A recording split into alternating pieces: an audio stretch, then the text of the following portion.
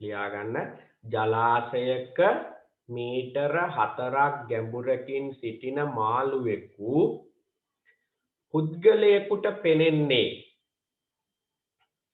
පුද්ගලයෙකුට පෙනෙන්නේ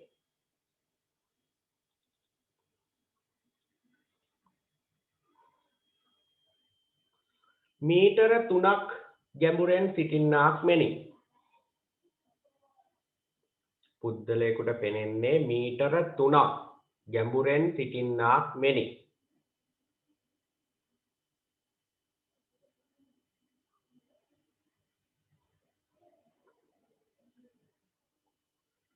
ජලයේ වර්තනාංකය සොයන්න. ඒ ඇසුරෙන් ජලයේ වර්තනාංකය සොයන්න. ඒ ඇසුරෙන් ජලයේ වර්තනාංකය සොයන්න.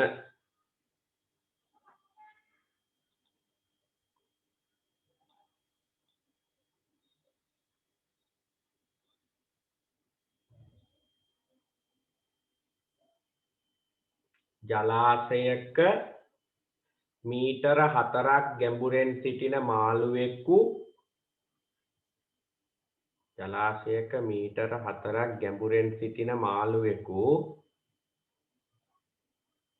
පුද්ගලයෙකුට පෙනෙන්නේ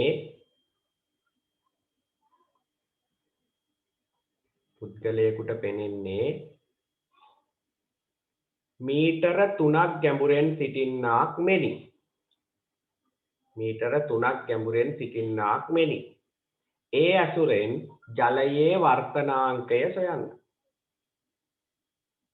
ඒ ඇසුරෙන් ජලයේ වර්තනාංකය සොයන්න.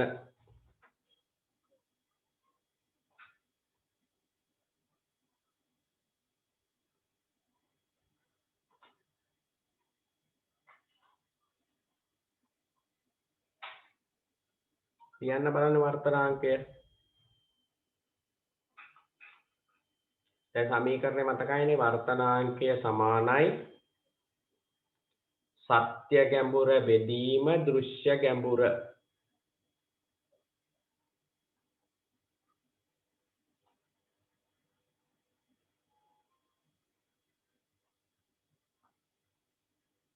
වර්තනාංකය සමානයි සත්‍ය ගැඹුර බෙදීම දෘශ්‍ය ගැඹුර.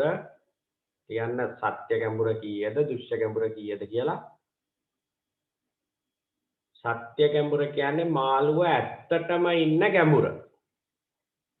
දෘශ්‍ය ගැඹුර කියන්නේ මාළුවා ඉන්නාක් මෙන් පෙනෙන ගැඹුර. එතන සමීකරණය ලියන්න. වර්තනාංකය සමානයි සත්‍ය ගැඹුර බෙදීම දෘශ්‍ය ගැඹුර. සත්‍ය ගැඹුර මීටර 4යි. දෘශ්‍ය ගැඹුර මීටර 3යි.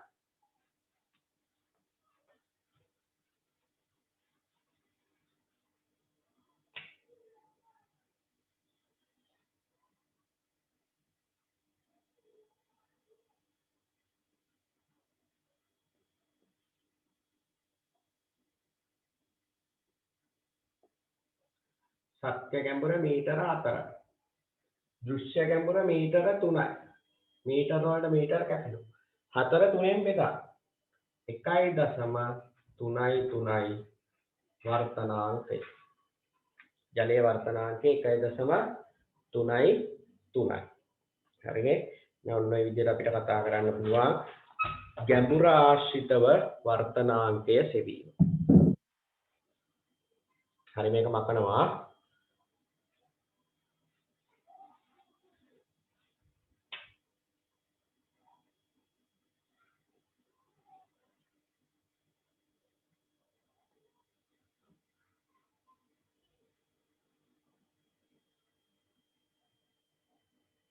ඊළඟට අපිට කතා කරන්න තියෙන්නේ වේගය ඇසුරෙන් වර්තනාංකය සෙවීම.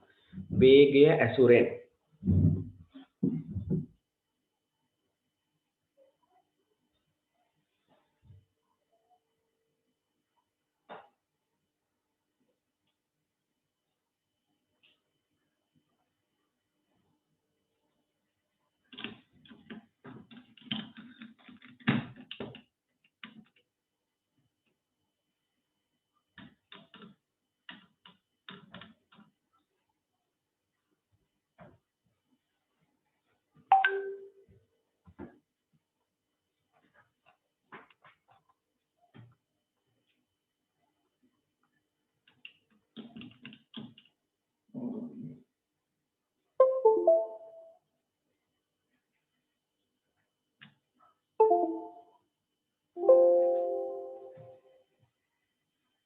වේගය ඇසුරෙන් වර්තනාංකය සෙවීම.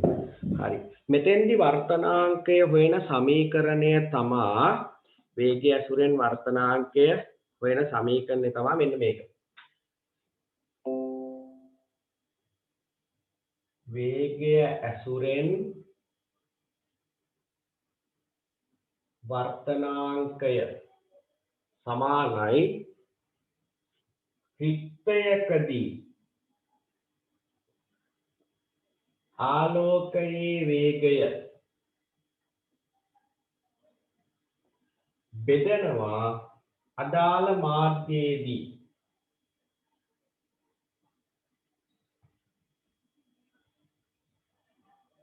ආලෝකයේ වේගය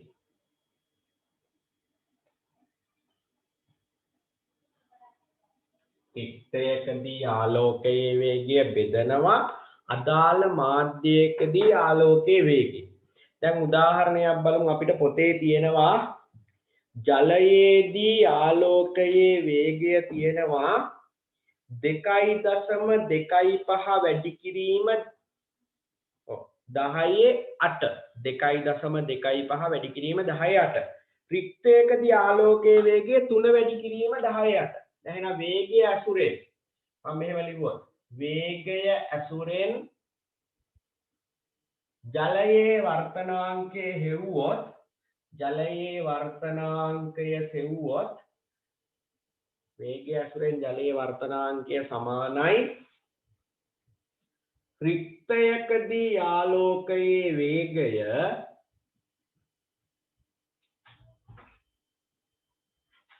රික්තයකදී ආලෝකයේ වේගය බෙදනවා ජලයේදී ආලෝකයේ වේගය. ජලයේදී ආලෝකයේ වේගයෙන් රික්තයකදී ආලෝකයේ වේගය 3 වැඩි කිරීම 10.8යි ms ඍණ 1. 3 වැඩි කිරීම 10.8යි ms ඍණ 1. ජලයේදී ආලෝකයේ වේගය 2.25 වැඩි කිරීම 10.8යි ms ඍණ 1. දැන් බලා ගන්න ms ඍණ 1ට ms ඍණ 1 කැපිලා යනවා. 10.8ට 10.8 කැපිලා යනවා. අපිට පිළිතුරක් එනවා 3 බෙදීම 2.25. ඕක සුළු කරාම ලැබෙන අගය 1.3යි. 3 2.25න් බෙදුවම අපිට ලැබෙන අගය 1.3යි. එහෙනම් මේ ක්‍රමයට අපිට පුළුවන් වර්තනාංකය හොයන්න. එහෙනම් වේගය ඇසුරෙන් වර්තනාංකය සමානයි රික්තයකදී ආලෝකයේ වේගය. හැමතිස්සෙම උඩ තියෙන රික්තය. ඒක මතක තියාගන්න 3 වැඩි කිරීම 10ට. ඊළඟ අදාළ මාධ්‍යයේදී ආලෝකයේ වේගය.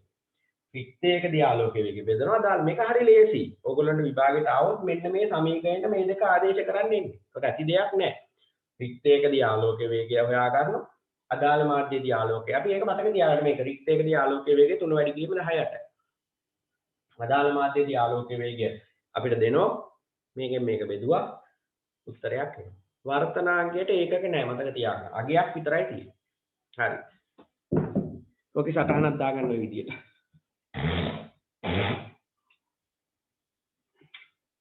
මෙතන උදාහරණේ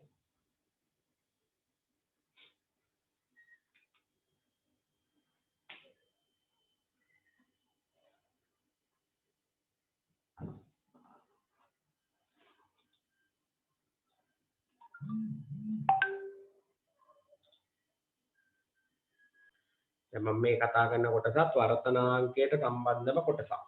දැන් මට කැමරා එක ඔන් කරන්න පොඩ්ඩක් ඉන්න.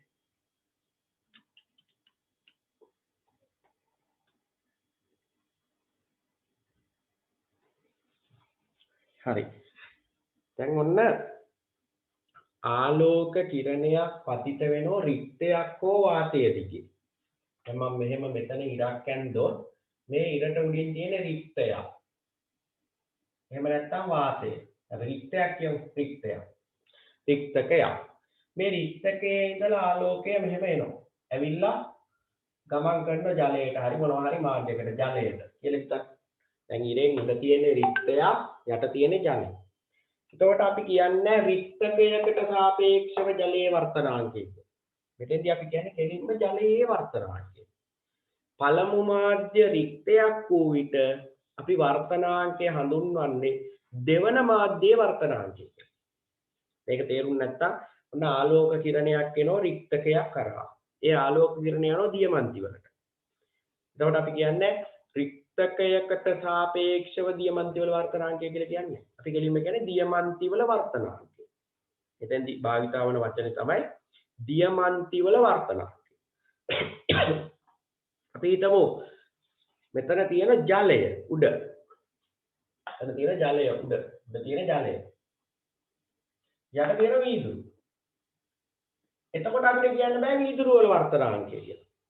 එතකොට අපි මෙතෙන්ද භාවිතා කරන්නේ ජලයට සාපේක්ෂව වීදුරු වල වර්තනාංකය. එතකොට අපි මෙතන භාවිතා කරන වචනේ තමයි ජලයට සාපේක්ෂව වීදුරු වල වර්තනාංකය. මෙතන තිබුණා දියමන්ති වලට සාපේක්ෂව වීදුරු වල වර්තනාංකය. ඒකත් මතක තියාගන්න. අර ඒක ලියන හැටි මම ඕගොල්ලන්ට කියලා දුන්නා. ජලය W water. වීදුරු glass G. එතකොට පළවෙනි මාධ්‍ය ජලය නම් දෙවෙනි මාධ්‍ය වීදුරු නම් වර්තනාංකය කියන්නේ 1n2. ඒ කියන්නේ n ලිව්වා ජලයට සාපේක්ෂව වීදුරු වල. එතකොට ඔන්න වෙන්නේ W ඉස්සරහින් ලිව්වා G පිටිපස්සෙන් ලිව්වා. WNG ජලයට සාපේක්ෂව වීදුරු වල වර්තනාංකය. අන්න ඒ විදිහට ලියන්න. දැන් මෙතන ඉස්සරහා රික්තකයක් තිබුණා නම් කෙලින්ම ලියන්නේ NG. එතකොට ලියන්නේ කෙලින්ම අපි කියන්නේ මේකට වීදුරු වල වර්තනාංකය. ජලය හරහා ආලෝක කිරණ වීදුරු වල ජලයට සාපේක්ෂව. මොකද එතකොට වෙනස් වෙනවා කියන්නේ. ඒක නිසා ඒක හොඳට මතක තියාගන්න. ඒ ලියන ක්‍රමයක් ඒ නැත්නම් එහෙම ලියන්න හේතුවක් මතක තියාගන්න. කෙලින්ම රික්තකයක් කරහා ඇවිල්ලා මාධ්‍යයකට පතිත වෙනවා අපි කියන්නේ අදාළ මාධ්‍යයේ වර්තනාංකය. සාමාන්‍ය වාතය කියන්නේ රික්තකයක් කියන්නේ බොහෝ දුරට සමාන නිසා වාතයේ ඉඳලා අදාළ මාධ්‍යයට આવත් ගොඩක් වෙලාට කියන අදාළ මාධ්‍යයේ වර්තනාංකය කියලා. හරිද? ඒක වැරදි. පරිමාර්ගය තමයි වාතයට සාපේක්ෂව මාධ්‍ය වර්තනාංකය. ජලය හරහා යනවනම් ජලයට සාපේක්ෂව මාධ්‍ය වර්තනාංකය. වෙනත් ද්‍රව්‍යයක් කරා යනවනම් ඒ ද්‍රව්‍යයට සාපේක්ෂව එම මාධ්‍යයේ වර්තනාංකය. හරිනේ? අන්න ඒ විදිහට තමයි අපි වර්තනාංකය සොයන්නේ. වර්තනාංකය මෙහෙම ලියන්නේ. වර්තනාංකය ලියන්නේ මේ විදිහට. හරි. ඔතනින් පස්සේ අපි යනවා වැදගත් විෂය කරුණකට. පූර්ණ අභ්‍යන්තර පරාවර්තනය සහ අවදි කෝණය. මේක ගොඩක් වැදගත්. ප්‍රශ්න පත්‍රවලදී සෑහෙන්න අපිට හම්බ වෙනවා. මේ විෂය පූර්ණ අභ්‍යන්තර පරාවර්තනය පූර්ණ අභ්‍යන්තර පරාවර්තනය සහ අවදි කෝණය.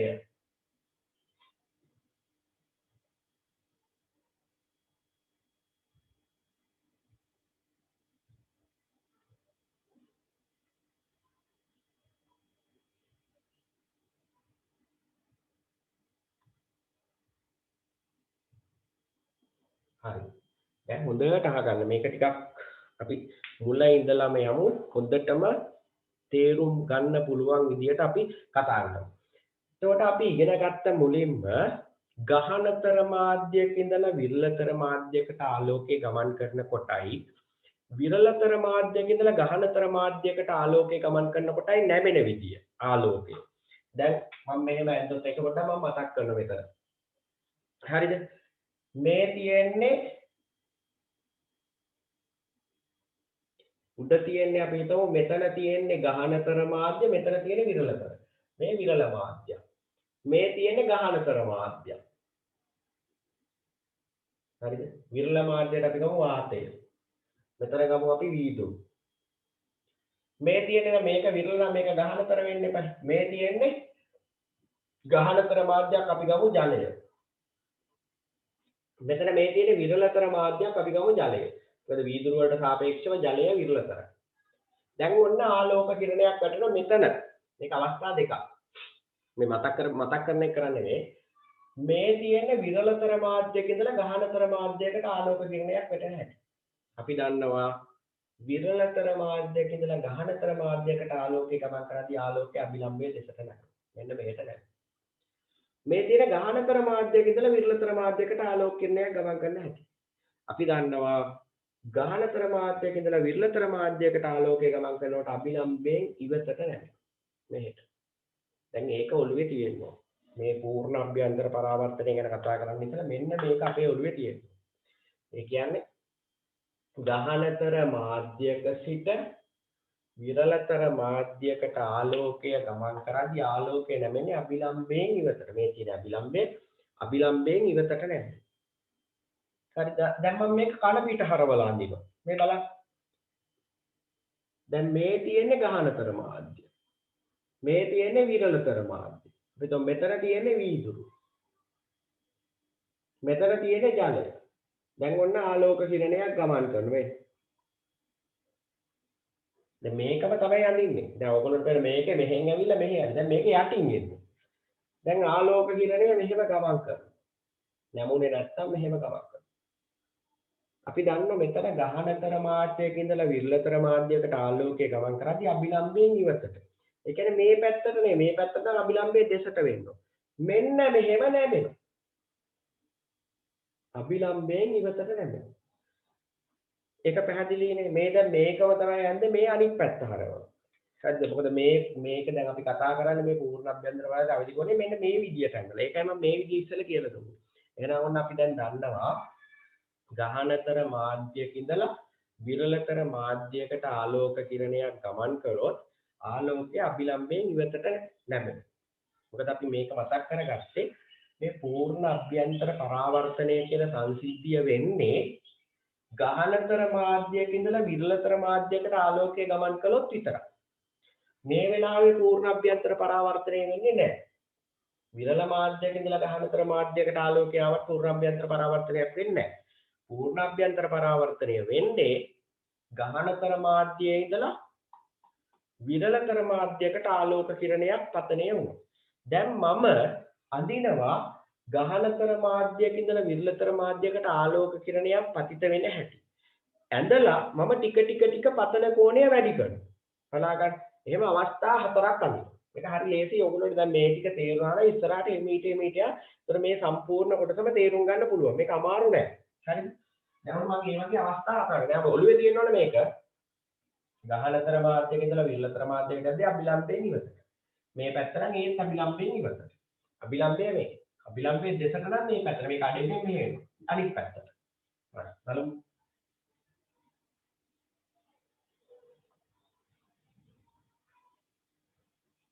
අවස්ථා හතරක් අඳිනවා.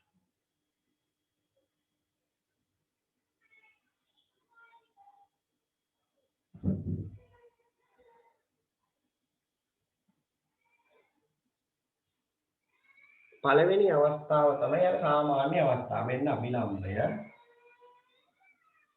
මෙන්න ආලෝක කිරණය. දැන් මේ තියෙන ගහනතර මාධ්‍ය. මේක ගහනතර මාධ්‍ය.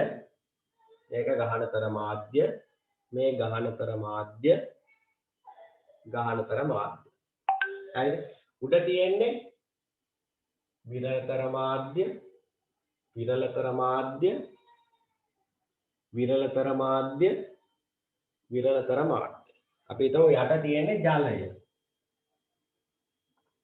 උඩ තියෙන්නේ වාතය. මෙතනත් වාතය අපි මේ පැත්තටම ගමු ගහනතර මාධ්‍ය.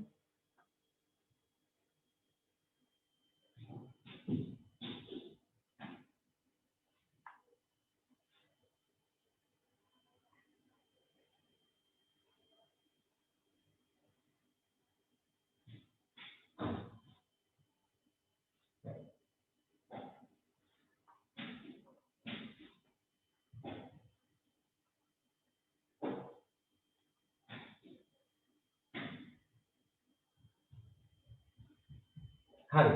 දැන් මම අවස්ථා හතර ඇඳලා. මෙන්න පළවෙනි අවස්ථාව. මේ තමයි පතන කෝණය. මේ අය අකුරෙන් පෙන්නන්නේ පතන කෝණය. දැන් මේක ඕගොල්ලෝ ගන්න මේ ආලෝක කිරණය වර්තනයක් නොවුනනම් යන්නේ මෙන්න මේ කඩිර දිගේ. කියන්නේ හරි කෙලින් ගමන් කරා නම් මෙහෙම යන්නේ. හැබැයි අපි දන්නෝ දැන් ගහනතර මාධ්‍යයක ඉඳලා විරලතර මාධ්‍යයකට ආලෝකය ගමන් කරද්දී ආලෝකය නැවෙනවා. නැවෙන්නේ අභිලම්බයෙන් ඉවතට වෙන්නේ. දැන් මෙන්න අභිලම්බයෙන් ඉවතට. මේ නැමිල යන කිරණයට කියන්නේ වර්තන කිරණය. එතකොට මෙන්න මේ කෝණයට කියනවා R වර්තන කෝණය.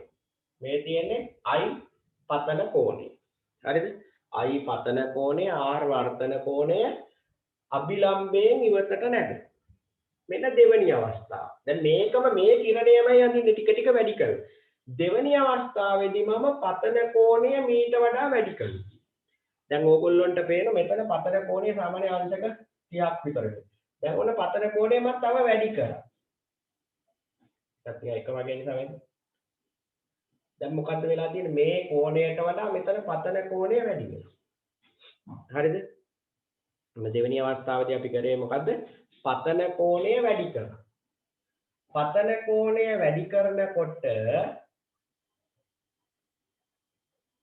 පතන කෝණය වැඩි කරනකොට මතක තියාගන්න වර්තන කෝණයක් වැඩි වෙනවා. මේ බලන්න මෙතන වර්තන කෝණයට වඩා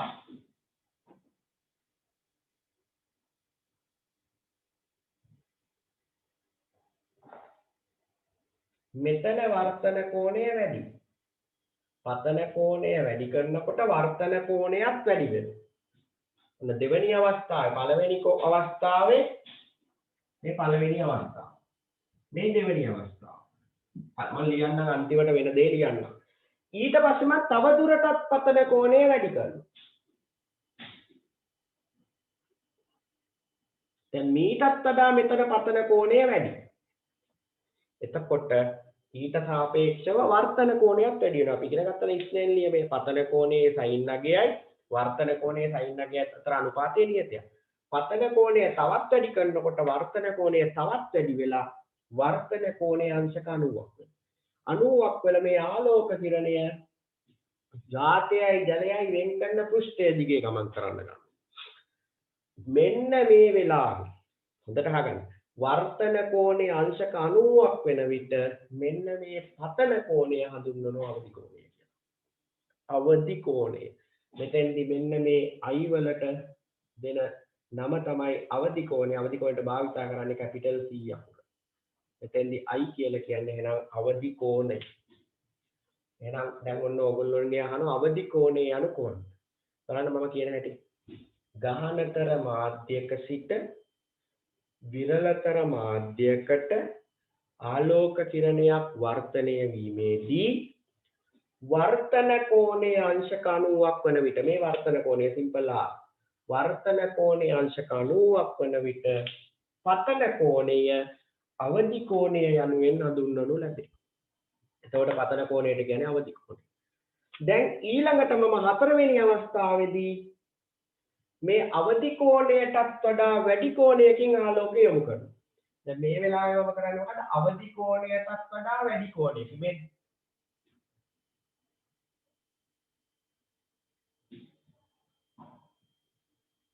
දැන් මේ වෙලාවේ මේ කෝණයටත් වඩා මේක වැඩි. පතන කෝණය අවදි කෝණයට වඩා වැඩි. I වැඩි C ට වඩා. අවදි කෝණයට වඩා. වැඩි ලකුණ මේ තියෙන්නේ මේ I කියන්නේ පතන කෝණය මේ තියෙන්නේ අවදි කෝණය කියන්නේ. එතකොට දරුවෝ මතක තියාගන්න වර්තනයක් මෙහෙට යන්නේ අනුකේ. නැවත මේක පරාවර්තනය වෙනවා. පරාවර්තනය වෙන මෙන්න මෙහෙම ගමන් කරනවා. මේ කෝණයට සමාන කෝණයක් හදමින් පරාවර්තනය වෙනවා. මෙන්න මේ ක්‍රියාවලියට තමයි කියන්නේ පූර්ණ අභ්‍යන්තර පරාවර්තනය කියන්නේ. දැන් මම පූර්ණ අභ්‍යන්තර පරාවර්තනය අර්ථ දක්වන්න හදන්නේ. ගහනතර මාධ්‍යක සිට විරලතර මාධ්‍යකට ආලෝක කිරණයක් ගමන් කිරීමේදී පතන කෝණය අවදි කෝණයට වඩා වැඩි වූ විට වර්තනයක් නොවි එම මාධ්‍යයටම පරාවර්තනය වීම පූර්ණ අභ්‍යන්තර පරාවර්තනය නම් වේ. ඒක හරි ලේසි කටපාඩම් කරගන්න. හරි ඇති දෙයක් නැහැ. ගහනතර මාධ්‍යක සිට විරලතර මාධ්‍යකට ආලෝක කිරණයක් ගමන් කිරීමේදී පතන කෝණය අවදි කෝණයට වඩා වැඩි වූ විට පතන කෝණය අවදි කෝණයට වඩා වැඩි වූ විට වර්තනයක් නොවි එම මාධ්‍යයටම පරාවර්තනය වීම පූර්ණ පූර්ණ අභ්‍යන්තර පරාවර්තනය නම් වේ. මම තව එකපාරක් කියන්නම්. දැන් මේ පූර්ණ අභ්‍යන්තර පරාවර්තනය ඉස්සෙල්ලා ඒකත් අහගන්න. පූර්ණ අභ්‍යන්තර පරාවර්තනය වෙන්න නම් සාධක දෙකක් සම්පූර්ණ වෙන්න ඕන. පළවෙනි එක තමයි ආලෝකය ගහනතර මාධ්‍යයක ඉඳලා විරලතර මාධ්‍යයකට යන්න ඕන. පළවෙනි එක තමයි ආලෝකය ගහනතර මාධ්‍යයක සිට විරලතර මාධ්‍යයකට ගමන් කළ යුතුයි. ගහනතර මාධ්‍යයක සිට විරලතර මාධ්‍යයකට ගමන් කළ යුතුයි. දෙවැනි එක තමයි පතන කෝණය අවදි කෝණයට වඩා වැඩි යුතුයි. විභාගෙට එහෙමත් අහනවා. පූර්ණ අභ්‍යන්තර පරාවර්තනය සිද්ධ වෙන්න සැපිරිය යුතු අවශ්‍යතා. ආලෝකය ගහනතර මාධ්‍යයක සිට විරලතර මාධ්‍යයකට ගමන් කළ යුතුයි.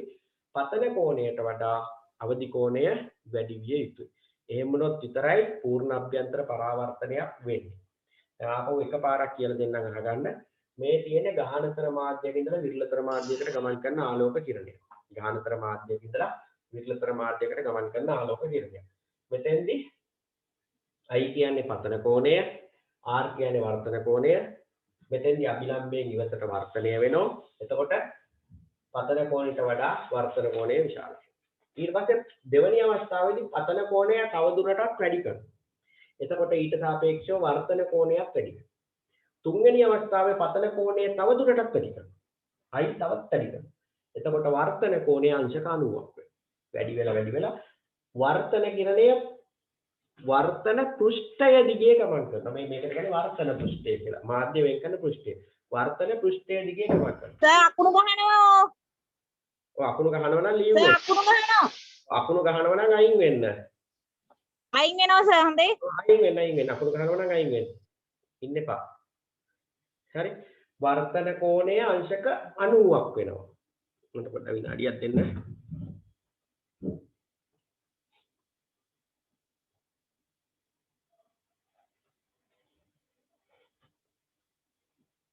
හරි. මේ වෙලාවේ වර්තන කෝණය අංශක 90ක් වෙනවා. වර්තන කෝණය අංශක 90ක් වෙන වෙලාවේ පතන කෝණය අපි හඳුන්වනවා අවදි කෝණය කියලා. වර්තන කෝණය අංශක 90ක් වෙන වෙලාවේ පතන කෝණය අපි හඳුන්වන නම තමයි අවදි කෝණය. ඒතර අවදි කෝණයටත් වඩා වැඩියෙන් ආලෝක කිරණයක් ගමන් කරන්න ගත්තොත් මතක තියාගන්න වර්තනයක් නොවි එම මාධ්‍යකම පරාවර්තනය වෙනවා. මෙන්න මේකට තමයි කියන්නේ පූර්ණ මෙන්න මේ සංසිද්ධිය තමයි පූර්ණ අභ්‍යන්තර පරාවර්තනය කියන්නේ. දැන් ඕගොල්ලන්ට පූර්ණ අභ්‍යන්තර පරාවර්තනය යන අර්ථ දක්වන්න කියලා කිව්වොත් මෙන්න මෙහෙමයි ලියන්නේ. ගහනතර මාධ්‍යක සිට විරලතර මාධ්‍යයකට ආලෝක කිරණයක් ගමන් කිරීමේදී ගහනතර මාධ්‍යක සිට විරලතර මාධ්‍යයකට ආලෝක කිරණයක් ගමන් කිරීමේදී පතන කෝණය මේක අවදි කෝණයට වඩා වැඩි වූ විට පතන කෝණය අවදි කෝණයට වඩා වැඩි වූ විට වර්තනයක් නොවි මෙහෙට යන්නේ එම මාධ්‍යයටම පරාවර්තනය වීම පූර්ණ අභ්‍යන්තර පරාවර්තනය නම් වේ. ඊට පස්සේ ඕගොල්ලන්ට ලියන්නේ කොහොමද අවදි කෝණය කියන්නේ මොකක්ද කියලා? ගහනතර මාධ්‍යක සිට විරලතර මාධ්‍යයකට ආලෝක කිරණයක් ගමන් කිරීමේදී වර්තන කෝණය අංශක 90ක් වන විට මම මෙහෙම දන්නේ අංශක 90යි කියන එක. වර්තන කෝණය අංශක 90ක් වන අවස්ථාවේදී අවදි කෝණය පතන කෝණය අවදි කෝණය ලෙස හඳුන්වනු ලැබේ. මේ වෙලාවේ පතන කෝණය අපි හඳුන්වනවා අවදි කෝණය. මේ එක එක මාධ්‍යවලදී අවදි කෝණ වෙනස්. දැන් උදාහරණයක් ජලයේ ඉඳලා වාතයට ආලෝකය ගමන් කරනවා නම් අවදි කෝණය අංශක 49යි. වීදුරු වල ඉඳලා වාතයට ආලෝකය ගමන් කරනවා නම් අවදි කෝණය අංශක 42යි. එක කටපාඩම් කරලා තියාගන්න.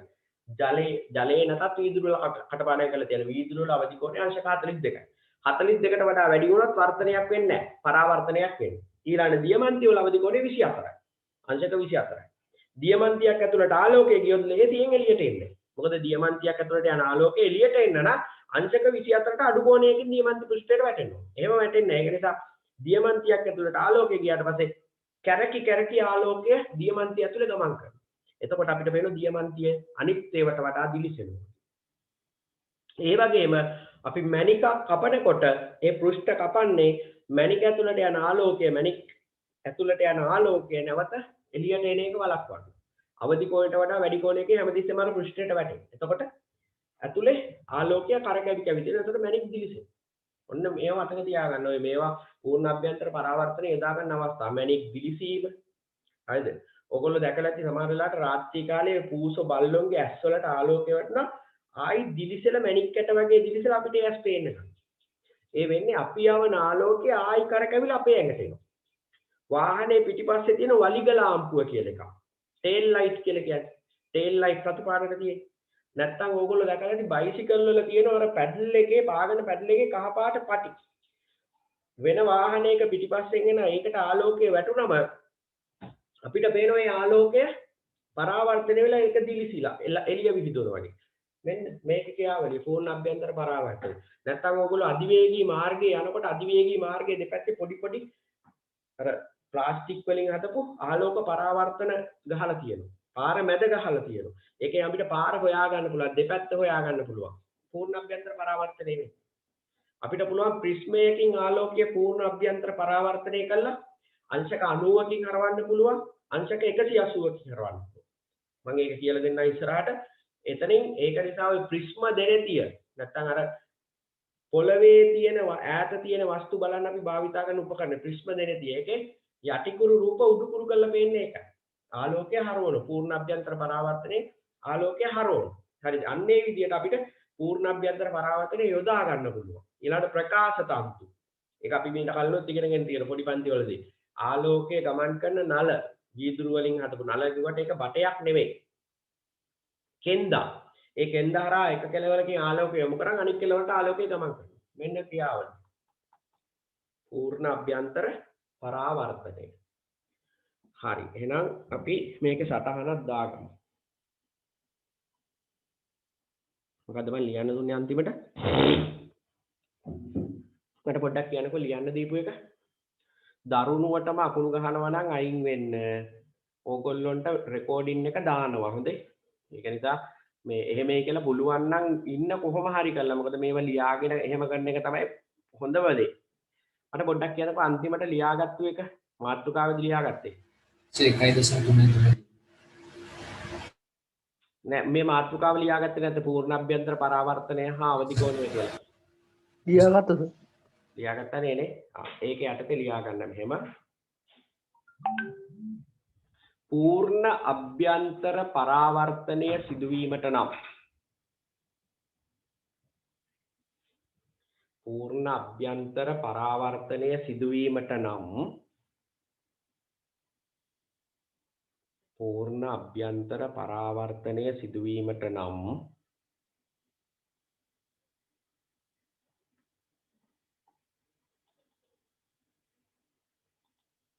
ආලෝකය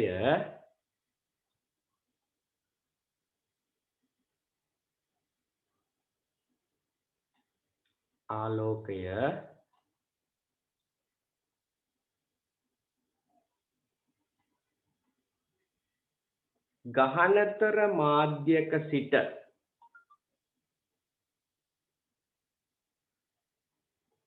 ආලෝකය ගහනතර මාධ්‍යක සිට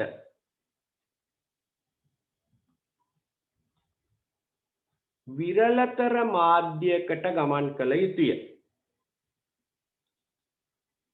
ගහනතර මාධ්‍යක සිට විරලතර මාධ්‍යයකට ගමන් කළ යුතුය.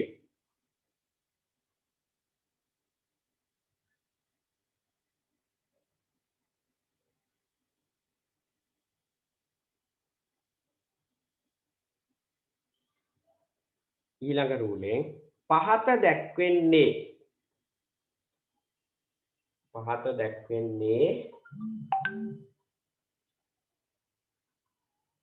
ගහනතර මාධ්‍යක සිට පහත දැක්වෙන්නේ ගහනතර මාධ්‍යක සිට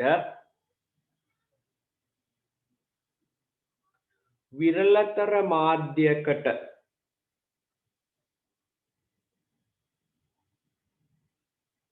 ගහනතර මාධ්‍යක සිට විරලතර මාධ්‍යකට ආලෝකය ගමන් ගන්නා අවස්ථා හතරකි. මාධ්‍යකට ආලෝකය ගමන් ගන්නා අවස්ථා හතරකි.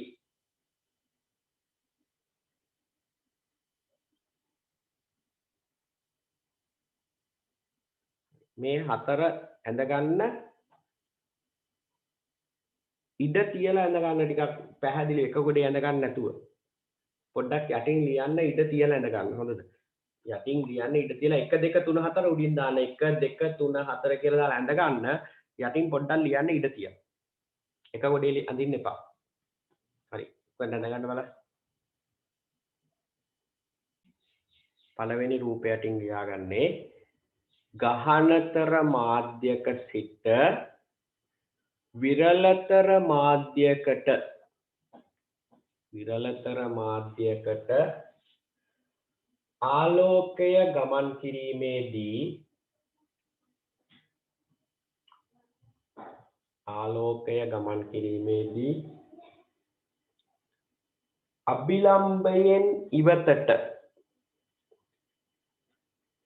අභිලම්බයෙන් ඉවතට වර්තනය වීම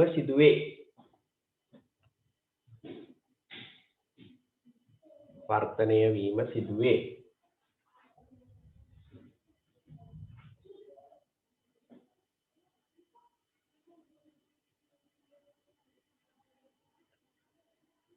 හරිනේ ඊට පස්සේ අංක 2 රූපේ යටතේ අංක 2 මෙන්න මෙතන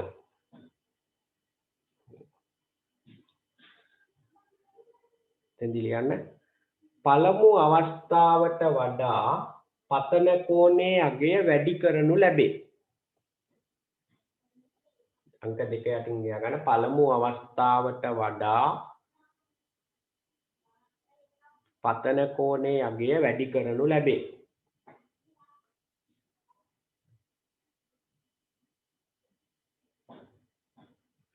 එවිට වර්තන කෝණයේ අගයද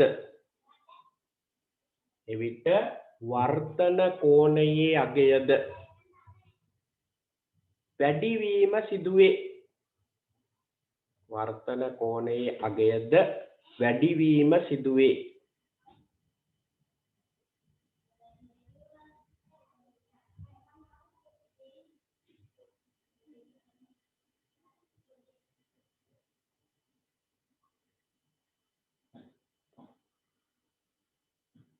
ඊට පස්සේ අංක 3 මෙතන අංක 3 1 2 3 4 දාලා තියෙන්න ඕන අංක 3 තව දුරටත් පතන කෝණයේ අගය වැඩි කරනු ලැබේ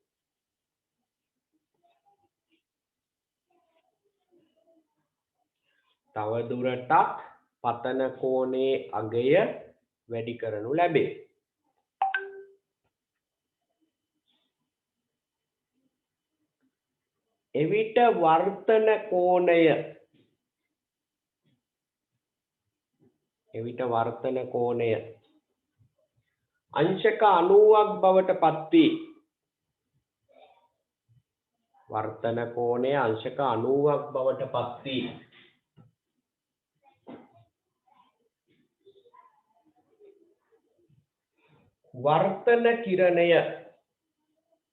වර්තන කෝණය අංශක 90ක් බවට පත්වී වර්තන කිරණය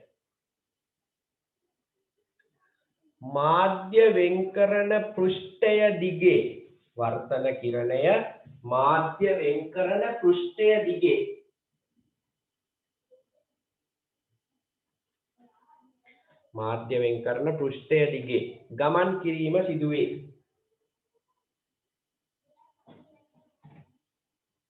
ගමන් කිරීම සිදුවේ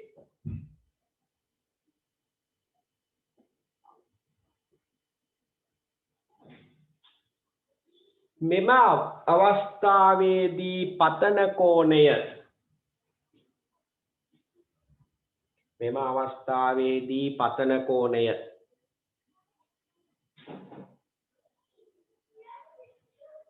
අවදි කෝණය ලෙස හඳුන්වනු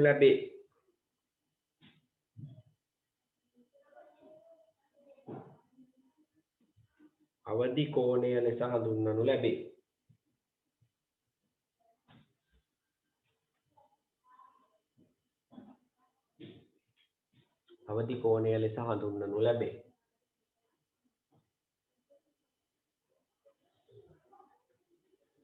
හතරවෙනි අවස්ථාව පතන කෝණයේ අගය අවදි කෝණයටත් වඩා හතරවෙනි අවස්ථාව අංක 4 දාලා ලියා ගන්න නැත්නම් එතන යටින් ලියා ගන්න. හතරවෙනි අවස්ථාව පතන කෝණයේ අගය අවදි කෝණයටත් වඩා වැඩි කරනු ලැබේ. අවදි කෝණයටත් වඩා වැඩි කරනු ලැබේ.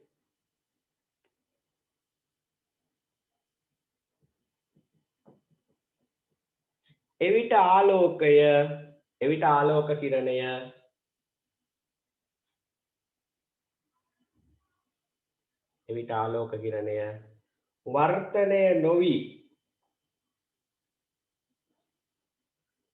වර්තනය නොවි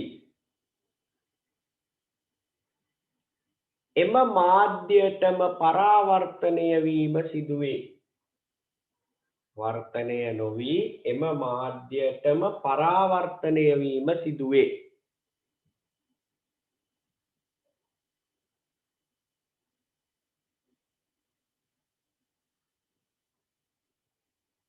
මෙය පූර්ණ අභ්‍යන්තර පරාවර්තනය නම් වේ. මෙය පූර්ණ අභ්‍යන්තර පරාවර්තනය නම් වේ.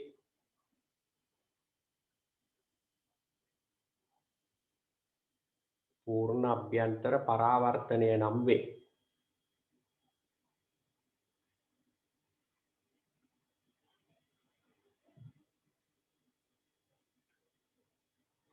හරි. දැන් යටින් වෙනම තරු දෙකක් දාලා ලියා ගන්න ඕන අවදි කෝණය කියන වචනේ තේරුමයි පූර්ණ අභ්‍යන්තර පරාවර්තනය කියන වචනේ තේරුමයි.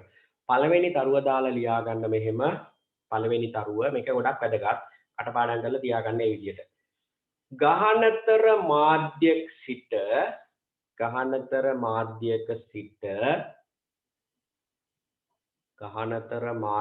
සිට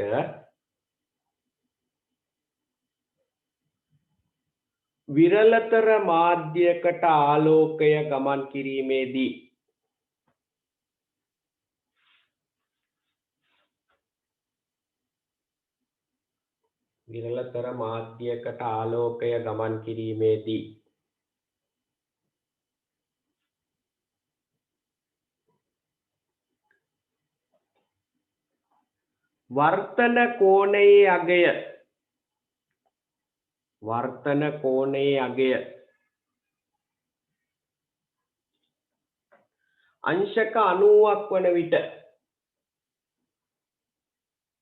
වර්තන කෝණයේ අගය අංශක 90ක් වන විට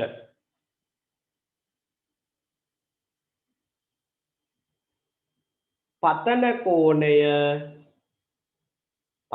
කෝණය අවදි කෝණය යනුවෙන් හඳුන්වනු ලැබේ. පතන කෝණය අවදි කෝණය යනුවෙන් හඳුන්වනු ලැබේ. පතන කෝණය අවදි කෝණය යනුවෙන් හඳුන්වනු ලැබේ. අවදි කෝණය යනුවෙන් හඳුන්වනු ලැබේ.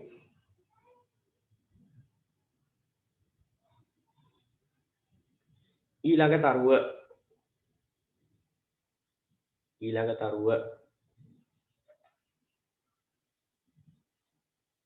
ගහනතර මාධ්‍යක සිට විරලතර මාධ්‍යකට ආලෝකය ගමන් කිරීමේදී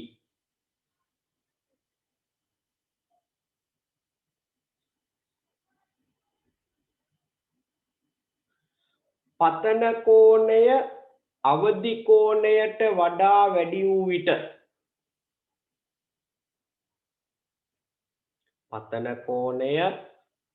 කෝණයට වඩා වැඩි වූ විට පතන කෝණය අවදි කෝණයට වඩා වැඩි වූ විට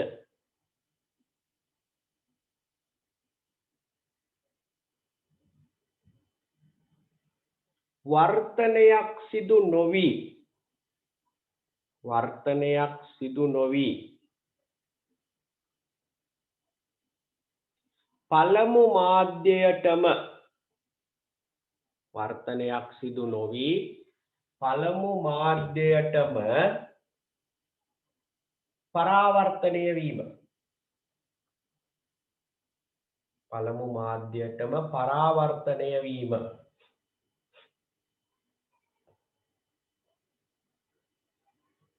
පූර්ණ අභ්‍යන්තර පරාවර්තනය ලෙස හඳුන්වනු ලැබේ.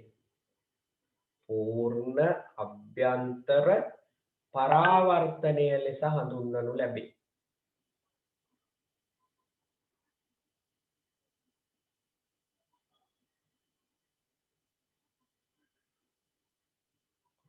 පූර්ණ අභ්‍යන්තර පරාවර්තනය ලෙස හඳුන්වනු ලැබේ. හරි, ලියා ගන්න පොඩි ප්‍රශ්නයක්. පූර්ණ අභ්‍යන්තර පරාවර්තනය සිදුවීමට සැපිරිය යුතු අවශ්‍යතා ලියන්න. පූර්ණ අභ්‍යන්තර පරාවර්තනය සිදුවීමට සැපිරිය යුතු අවශ්‍යතා ලියන්න. සැපිරිය යුතු අවශ්‍යතා. පූර්ණ අභ්‍යන්තර පරාවර්තනය සිදුවීමට සැපිරිය යුතු අවශ්‍යතා ලියන්න.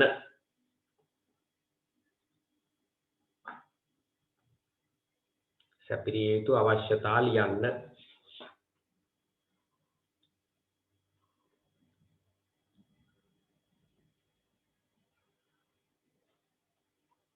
දෙවැනි ප්‍රශ්නේ පහත මාධ්‍යවල අවදි කෝණයේ අගයන් ලියන්න.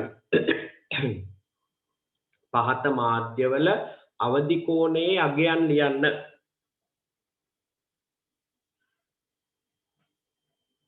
ජලය, වීදුරු, දියමන්ති. ජලය, වීදුරු, දියමන්ති.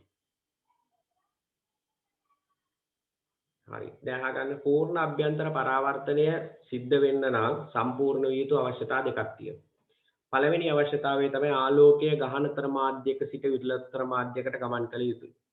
පළවෙනි අවශ්‍යතාවය ආලෝකය ගහනතර මාධ්‍යයක සිට විරලතර මාධ්‍යයකට ගමන් කළ යුතුයි. දෙවෙනි අවශ්‍යතාවය තමයි පතන කෝණයේ අගය අවදි කෝණයට වඩා වැඩි විය යුතුයි. ඔය දෙක තිබුණ නැත්නම් පරාපූර්ණ අභ්‍යන්තර පරාවර්තනයක් වෙන්නේ නැහැ.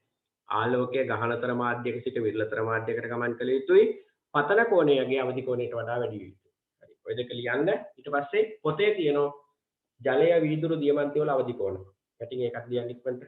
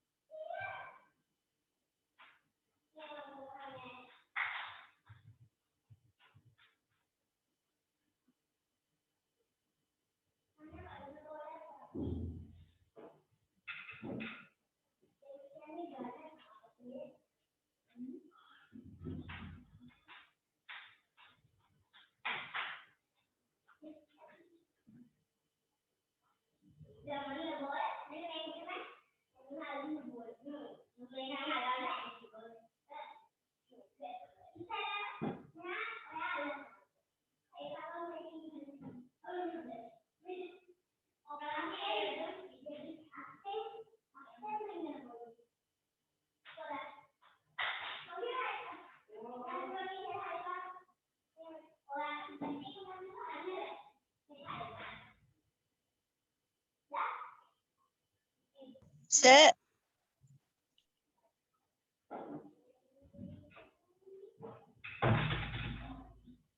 හරිද? sir, ඔව් sir මේ පතන කෝණෙහි යගේ අවදි කෝණයට වඩා වැඩි විය යුතුයි කියන්නේ මොකද්ද?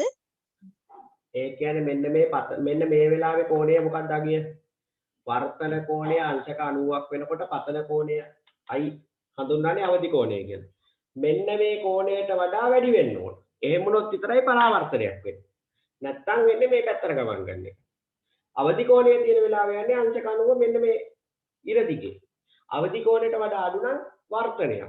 අවදි කෝණයට වඩා වැඩි නම් දැන් මම මේක ඇඳලා පෙන්නන්න අවදි කෝණයට වඩා අඩු නම් මෙන්න මෙහෙම ආලෝක කිරණයක් ආවොත් මේ කඩ ඉර දිගේ ආලෝක කිරණයක් ආවොත් මෙහෙම වර්තනයක් වෙනවා. මේ කඩ ඉරට මේ අවදි කෝණයට වඩා වැඩි මේ කඩ ඉර දිගේ ආලෝක කිරණයක් ආව නම් පරාවර්තනයක් වෙනවා. ඒ කෝණයට. ඒක තමයි කිව්වේ. පතන කෝණයේ අගය අවදි කෝණයට වඩා අඩු නම් වර්තනයක් වෙන්නේ. පතන කෝණයේ අගය අවදි කෝණයට වඩා වැඩි නම් පරාවර්තනයක් වෙන්නේ.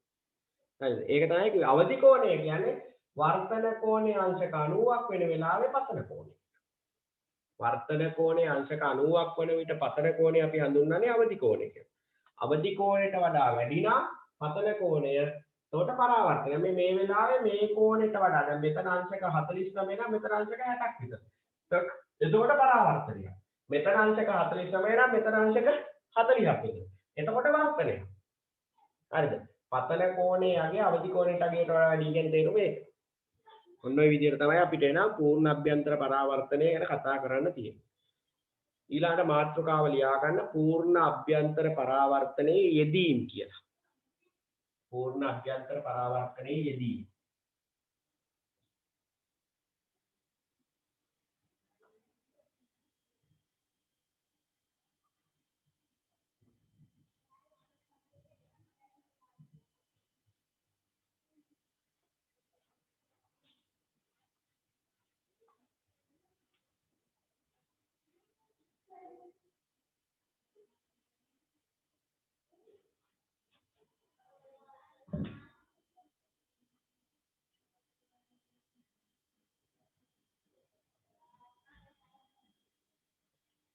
පූර්ණ අභ්‍යන්තර පරාවර්තනයේ යෙදීම්.